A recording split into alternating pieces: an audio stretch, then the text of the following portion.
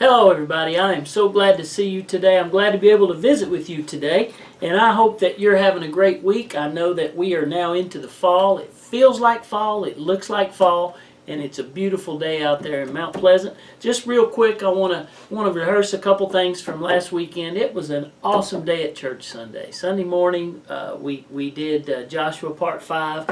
And man, I hope you're enjoying that series. But we had a great day Sunday, and then Sunday night, man, we met and we had our night of worship. And those of you who came, you'll know what I'm talking about. It was a phenomenal time, and so hopefully it was a positive for many people, and we'll probably try to do it again sometime. If you missed it this Sunday, maybe you can come back soon. We're praying for Sarah. Sarah Sisk had her first chemo today, and she did well. I want to keep praying for her, praying for Mr. Tom and others in our church, and just an exciting time to be a family. This coming Sunday is Soup Kitchen. If you've never been to a soup kitchen, it's where everybody brings soup, and after church we stay right there in the auditorium and pull out the tables, and we have lunch together. And it is there's a donation box. If you want to give, it goes toward our missions program. And so I'm excited about this week, and it's fall. It's Thanksgiving's coming up. There's a lot of good things coming up, and we're going to have a great fall. But real quick, I want to give you a devotional thought today. And I want to talk to you. We've been studying about Joshua. Joshua was a great leader. Joshua was an anointed, trained, experienced, seasoned, courageous leader that followed Moses, a great man of God. And we've been learning a lot from Joshua. And this Sunday is our last study on Joshua. We're talking about a legacy of a leader. And so we're going to give you some things to take away from our study in Joshua. But today I am in Philippians chapter 2, and I want to talk to you about the qualifications of a leader, since we're talking about that. And then I want to read that for you. Philippians chapter 2, listen closely.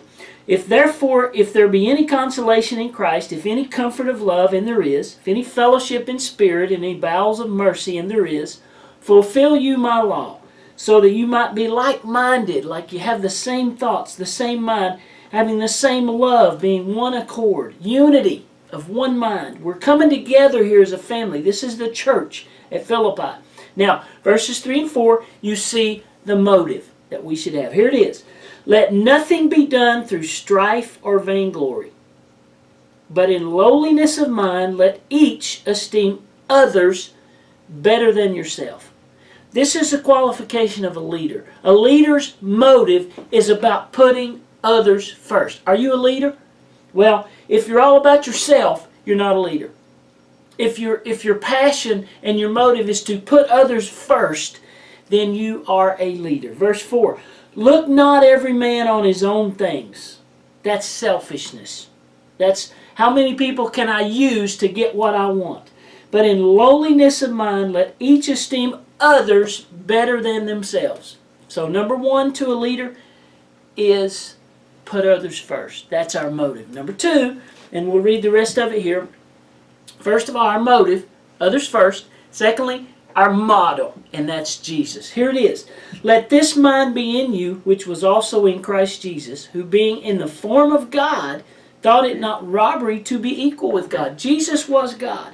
But he made himself of no reputation. How many of us want to do that? Nobody. We made himself of no reputation and took upon him the form of a servant, of a slave, and was made in the likeness of men. And being found in fashion as a man, he humbled himself and became obedient unto death, even the death of the cross. Our motive is to put others first. Our model is Jesus Christ, the ultimate servant. He came to serve. He came to give himself, to put others first, to give his all for you and for me. That's what it means to be a leader. An important word that I hope all of you have, and that is the word joy. Do you have joy in your life? I want to tell you a shortcut to joy. Joy is 3 letters, J-O-Y. Jesus, others, and then you. In that order. I hope you have joy in your life. Remember, the motive for us is others. The model for us is Jesus, who became a slave because he loved you. I hope to see you this Sunday at CCMP. Thanks for joining. God bless you. You have a great week.